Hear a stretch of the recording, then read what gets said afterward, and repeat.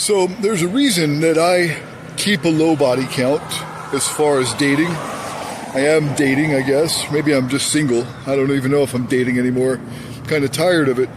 But I'll tell you, I have a low body count. I've had a low body count for most of, eternity. When I got married at age 25, I had 7 in my past. Well, 6, and then my wife, so 7 total. Up until the age of 25. And I knew a lot of guys, my age, that would go to clubs and, date a lot, and they would have 7 in a month sometimes, at least 7 in a year. But I had 7 in a lifetime before meeting my wife. I'm proud of that. And then after divorcing my wife, I've got a grand total now of 16 people that I've slept with. All but one of them were long-term interest, and if I couldn't even consider marrying them, I wouldn't have been with them. And then one of them was my sister's friend, which was a one-night drunken event, one-night stand, and made me feel terrible. Didn't like that at all. I look for partnerships because I keep my circle small. I don't have a huge circle of friends. I'd rather have 4 quarters than 100 pennies, or 10 dimes than 100 pennies anyway. I look for quality instead of quantity. And so, when I was a kid, I moved out young. I was very young and spent some time on the streets. And when my friends were out, shacking up and finding a partner, to keep them warm at night or whatever, I didn't feel like I was in a position to protect and provide for somebody. And so I was single most of the time that I was homeless as a kid. I didn't feel comfortable taking somebody under my wing when I could barely care for myself. And so that's one of the reasons I have a low body count. And then once I found myself in a good position, I got off the streets, I got a job with Microsoft, and I started dating. And after I got a job with Microsoft, I dated 2 people. Both of them were named Kim. One of them I married. And so, in my adult life, past the age of 20, I only had 2 partners, 2 sexual partners before getting married as an adult. And then, the 5 when I was a teenager. But sex never made me feel good unless it was a good emotional connection. So I couldn't just randomly sleep with people. I couldn't even get my dick hard, honestly. Like if I didn't have a real good connection with them, their physical presence wasn't enough for me to get aroused. And so I kept my body count low, and I've done that for a reason. And now I've learned, after looking at pair bonding and different terms about marriage and lasting in a marriage or a relationship, at least as far as women are concerned, women who have had 5 or more partners reduce their chances of having a long, happy marriage beyond 10 years from 80% to 25%. So if they've had less than 5 partners, their likelihood of having a happy marriage is around 80% on average. If they've had 5 or more partners, it goes down from there. It goes to 25% and lower. So if they've had 10 partners, it's around 10 to 15% chance of having a marriage beyond 10 years.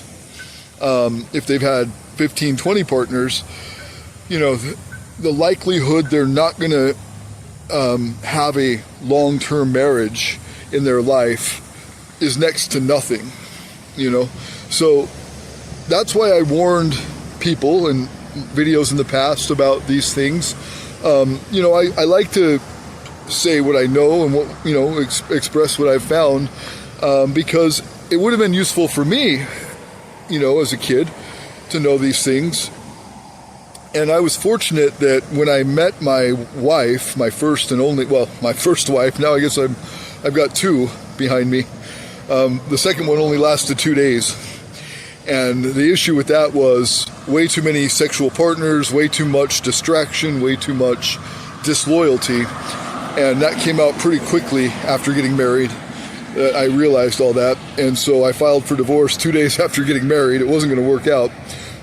I wasn't going to invest in somebody for 10 years just to have it end, at some point in a, destructive way.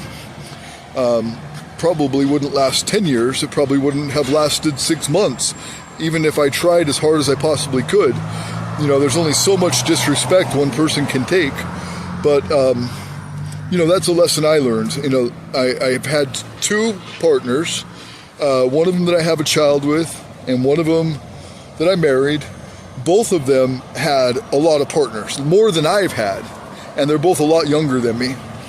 And I just see how distracted they are and how they compare, the partner that they're with to partners they've had in the past, and it gives them a romantic ADHD about them, and the disloyalty, the, chatting on Snapchat with all these guys at the same time of being with somebody else and, being committed to somebody else, and they're constantly on the phone doing Snapchat or Instagram and chatting with a bunch of guys and stuff.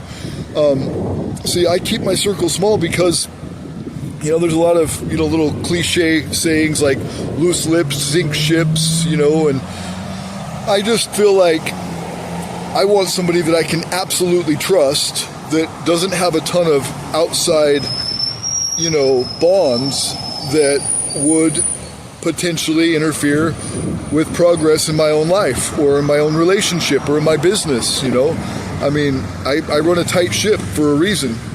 I've been very productive in my life. I feel like I've accomplished a lot, and I did that because I kept a very tight circle. But anyway, what I was going to say about my first wife is that she had one sexual experience before we got married, and she claims it was not consensual. So I basically married somebody that was all but a virgin, you know what I mean? And that lasted 18 years. Wait. And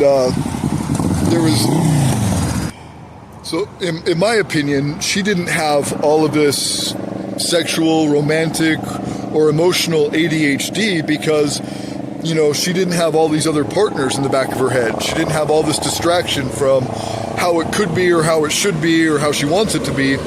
We were creating new memories and new experiences every day. And it wasn't something that she had done as a routine in her life.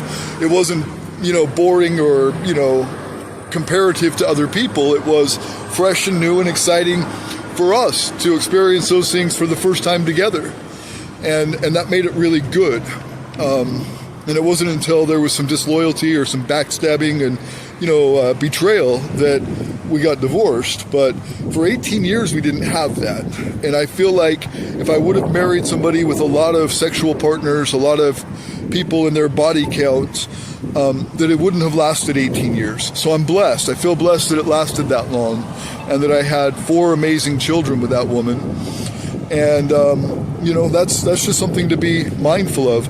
You look at the studies, there's several studies on this. Look up pair bonding, 2 separate words, pair bonding, and learn how difficult it is to bond with your partner, especially if you're a female, if you've had a lot of sexual partners.